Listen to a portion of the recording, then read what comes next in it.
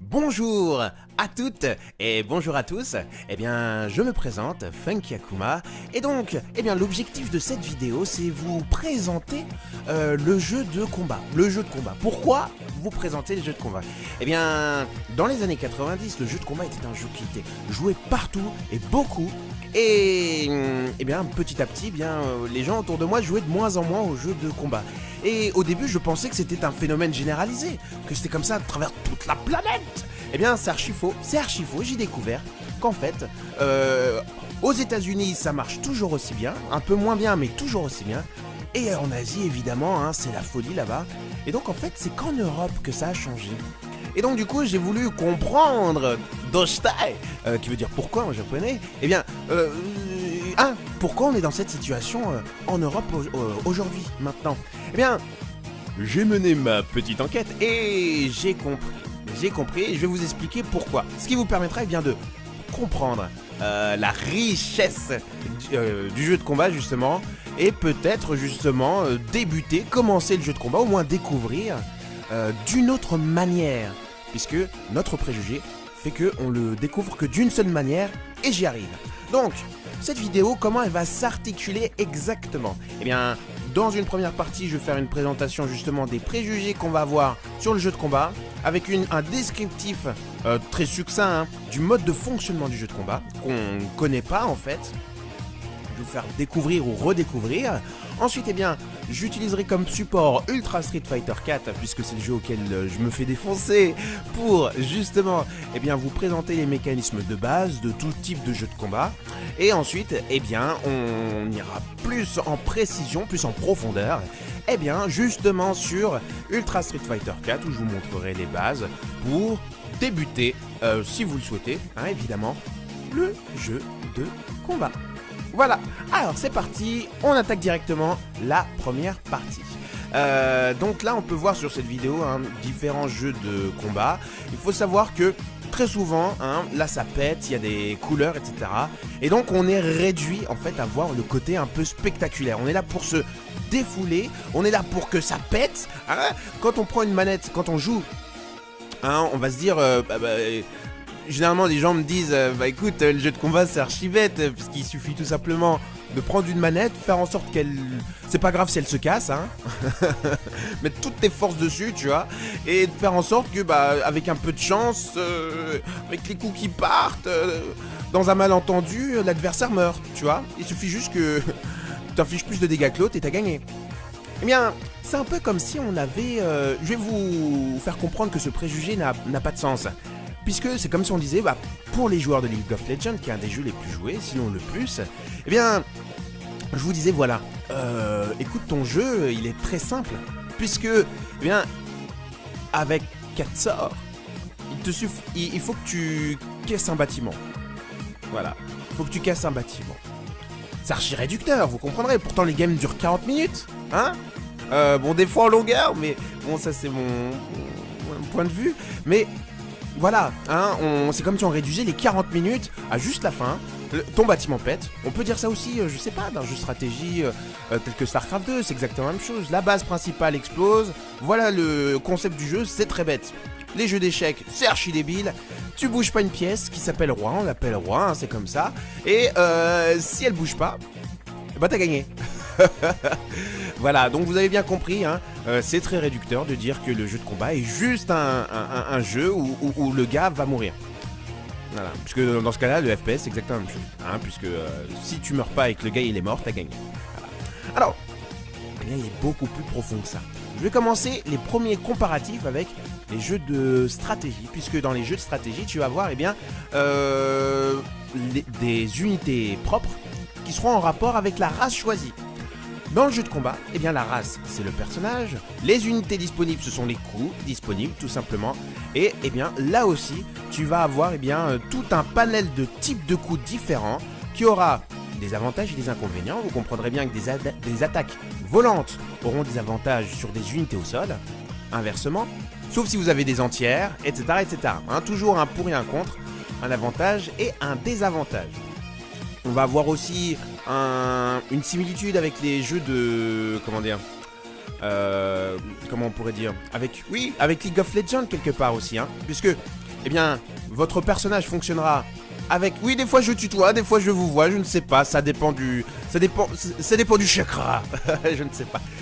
Eh bien, des fois, on va avoir, eh bien... Enfin, des fois toujours, dans League of Legends, on va avoir des skills, au nombre de 4, hein, si ma mémoire est bonne. Oui, je ne joue pas souvent. Hein. Et donc, eh bien, donc là, bon, c'est par exemple sur Street Fighter 4, c'est un peu plus que 4 skills. C'est 24 coups normaux, hein. Et c'est, bon, après, ça dépend du personnage, ça peut aller de 4 à 8, voire 10 coups spéciaux. Voilà. Ce qui nous fait, on va dire en moyenne, un panel de 30 coups, 30 skills différents. Voilà. Afin de pouvoir établir justement une stratégie. Vous êtes donc sur un terrain avec des pièces, comme dans un jeu d'échecs, et l'objectif, eh bien, c'est de connaître ces pièces, les utiliser au bon moment, regarder ce que l'adversaire fait et non pas juste casser sa manette, pour, eh bien, établir une stratégie. Des fois attaquer en haut, des fois attaquer en bas, le provoquer, attendre qu'il attaque, etc. C'est vraiment comme vous lisez Sun Tzu, hein, c'est exactement la même chose. Hein. Ensuite, eh bien, on peut dire aussi que ça s'apparente à, pour ceux qui connaissent les jeux tels que DDR, vous savez, les flèches qui défilent hein, avec de la musique, puisque eh bien, l'exécution sera très importante, hein, contrairement aux autres jeux où maintenant il est vrai qu'on va plus vers une interface de facilité. C'est vrai, puisqu'il suffit tout simplement de cliquer ou un seul raccourci vous permettra d'utiliser votre personnage ou vous-même. Hein, donc League of Legends, c'est des raccourcis simples. Vous vous déplacez avec un curseur, c'est tout. Dans les jeux de stratégie, c'est exactement la même chose. Hein, pour créer des bâtiments, vous ne faites pas d'exécution, des cartes de tour, des flèches ou des ABBBCDD. Hein. C'est très simplifié, etc., etc. Dans le jeu de combat, eh bien, on a ça en commun avec les jeux DDR, c'est que l'exécution est nécessaire. C'est-à-dire que vous n'aurez pas un stuff qui va vous avantager ou désavantager. Vous aurez juste vos doigts. C'est uniquement ça. Ce qui vous avantage ou vous désavantage, c'est vos doigts. C'est votre dextérité qui pourra s'entraîner. Hein, vous pourrez travailler votre dextérité sans souci. Un des points qui est très intéressant dans le jeu de combat, que j'aime vraiment dire aux gens, parce que... Bon, c'est peut-être parce que je suis dans l'ancienne école, je suis old school, mon gars. Parce que dans les années 90, c'est vrai que, si vous voulez, on avait des consoles qui ne pouvaient pas, enregistrer. Vous jouiez à Sonic, par exemple, Sonic the Hedgehog 1, 2 ou 3 aussi, eh bien, si vous mouriez 3 fois, ou si vous aviez perdu toutes vos vies, que vous aviez gagné, eh bien, vous recommencez depuis le début. Donc, c'est vrai que on n'a pas cette sauvegarde, ce concept de sauvegarde, ce concept d'abandonner pour reprendre après, etc. Et c'est pour ça que, eh bien, quand j'ai découvert League of Legends, il y avait un bouton qui m'a totalement abasourdi. C'est le bouton Surrend. Le bouton Surrend. C'est-à-dire que les concepteurs ont constaté que leur jeu n'était pas suffisamment bien foutu pour que, à la fin du combat, eh bien, on puisse quand même reprendre le jeu. C'est-à-dire qu'à un moment donné, un point de non-retour, t'es forcément obligé de perdre. Et donc, bah du coup, les concepteurs vous ont proposé un bouton qui permet d'abandonner. Voilà. Notre jeu, il est fait comme ça. Bon, abandonne, hein, merde. Et bien dans le jeu de combat, très souvent, ça va pas être le cas toujours, hein, mais très souvent, surtout dans les jeux 2D, hein, généralement, on va avoir un mécanisme qui permettra eh bien d'équilibrer le jeu jusqu'à la fin. Puisque, eh bien, vous allez avoir un système effectivement qui va vous pousser à attaquer. C'est-à-dire que quand vous allez infliger des dégâts, vous pourrez utiliser des attaques spéciales, mais quand vous recevrez des attaques aussi, vous pourrez infliger des attaques spéciales et aussi, généralement, des super attaques spéciales. Voilà. Donc ce qui fait que, eh bien, plus vous prenez de dégâts, et donc plus vous pouvez faire mal, hein, très souvent. Ce qui permettra justement, bah, comme je le dis à l'instant, de pouvoir avoir cet équilibre jusqu'à la fin, et donc prendre notre plaisir jusqu'à la fin, et aussi d'avoir cette adrénaline jusqu'à la fin, puisque, eh bien, y a des vidéos, je linkerai ça sur la vidéo, en dessous, en commentaire ou en détail, je sais pas comment on appelle ça, où justement je vous montrerai quelques vidéos qui m'ont vraiment marqué, hein, dont celle de Daigo et Justin Wong, ou plus récemment de Xian et comment il s'appelle, Snake Eyes par exemple, hein. On verra ça justement par la suite, où justement on voit bien que le jeu de combat est très équilibré, très stratégique, très sur le footsies, hein, donc footsies c'est-à-dire le déplacement, regarder ce qui se passe devant, etc. Et aussi très sur le plan technique, puisqu'il faudrait bien quand même un minimum de contrôle de votre personnage, il faut le posséder. Si vous ne possédez pas votre personnage, littéralement, eh bien, vous pouvez vous défouler, c'est vrai, mais vous aurez cette frustration de ne pas faire le coup que vous souhaitiez faire. Qui n'est pas possible dans League of Legends, t'as 4 skills, comment tu peux te tromper? Tu vois ce que je veux dire? Si t'appuies sur le bouton, si tu cliques sur le bouton, c'est bon, quoi qu'il arrive, c'est bon, tu vois. Mais le désavantage, c'est que, eh bien, c'est comme si, pour faire une peinture, en gros, eh bien, t'avais que 3 couleurs. Et c'était même pas les couleurs primaires, tu vois. T'avais 3 pauvres couleurs pour faire une peinture. Tandis que là, eh bien, t'as plus d'une trentaine de couleurs par personnage. Pardon, c'était difficile à dire, je sais. Ce qui te permettra bien de faire des trucs exceptionnels. De pouvoir te démarquer d'un autre joueur qui joue exactement le même personnage que toi.